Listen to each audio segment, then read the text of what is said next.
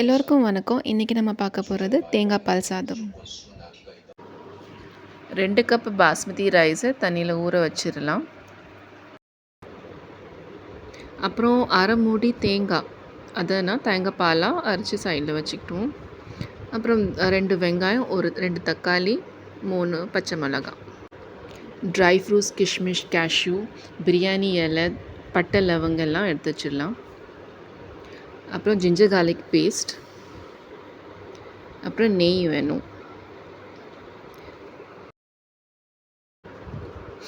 ஒரு சட்டியை சூடு பண்ணி அதில் ஒரு 2 ஸ்பூன் போல் ஆயில் ஊற்றி அதில் நம்ம எடுத்து வச்சுக்கிற அந்த பட்டை, லவங்கு, ட்ரை ஃப்ரூட்ஸ் எல்லாமே போட்டுடலாம்.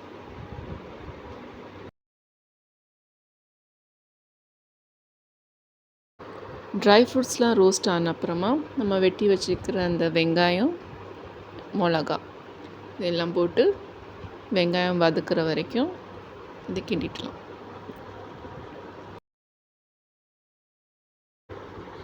வெங்காயம் நல்லா வதங்கின அப்புறமா நம்ம தக்காளியும் அதில் சேர்த்துக்கலாம்.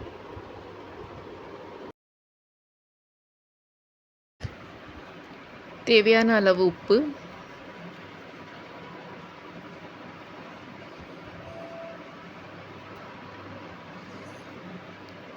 அப்புறம் ஜிஞ்சர் கார்லிக் பேஸ்ட் ஒரு 2 ஸ்பூன் போட்டு நல்லா தக்காளி வதங்குற வரைக்கும் கிண்டவும்.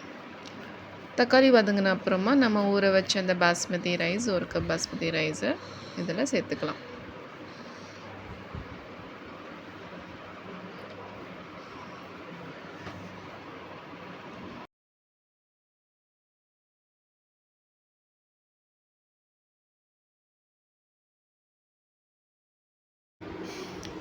ரைஸ் நல்லா போட்டுட்டு கிண்டிட்டு அதுக்கப்புறம் நம்ம 1:2 ரேஷியோவில், அதாவது 2 கப்பு பாஸ்மதி ரைஸுக்கு 4 கப்பு தேங்காய் பால் ஊற்றலாம். ஸோ தேங்காய் பால் ஒரு வேளை கூட குறையா இருந்தாலும் அது கூட நம்ம தண்ணி சேர்த்து கூட நம்ம இதில் ஊற்றிடலாம். ஸோ இப்போ 2 கப்பு பாஸ்மதி ரைஸுக்கு 4 கப்பு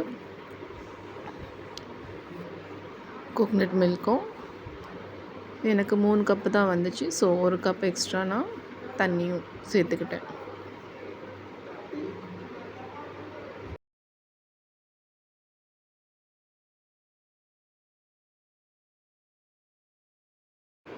இதை நல்லா கிண்டி விட்டு ஒரு 2 மினிட்ஸ் பாயில் ஆகட்டும். அதுக்கப்புறமா நம்ம தம் பண்ணலாம்.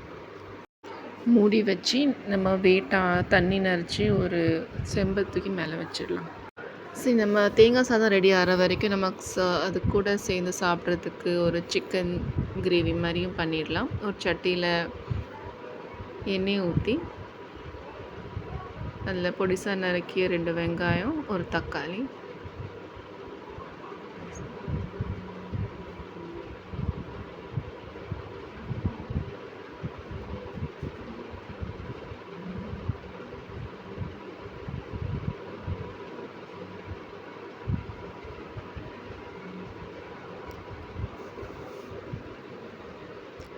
தக்காளியும் வெங்காயம் நல்லா வதங்குற வரைக்கும் வதங்கின அப்புறமா உப்பு போட்டுக்கிட்டு ஜிஞ்சர் கார்லிக் பேஸ்ட்டு ஒன்று ஆட் பண்ணணும்.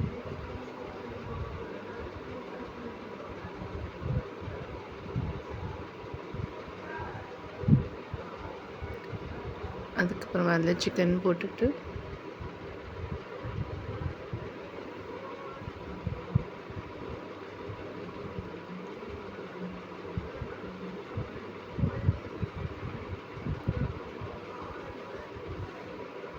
மிக்ஸ் பண்ணிடலாம்.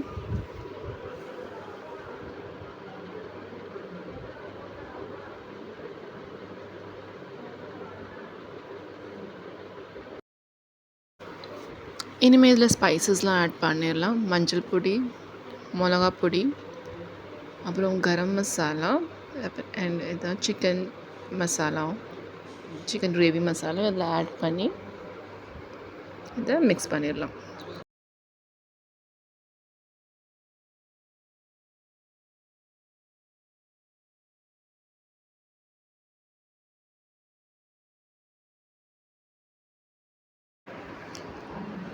ஹாஃப் குக் ஆன அப்புறமா இதில் தண்ணி ஊற்றி நல்லா வேக வச்சிடலாம்.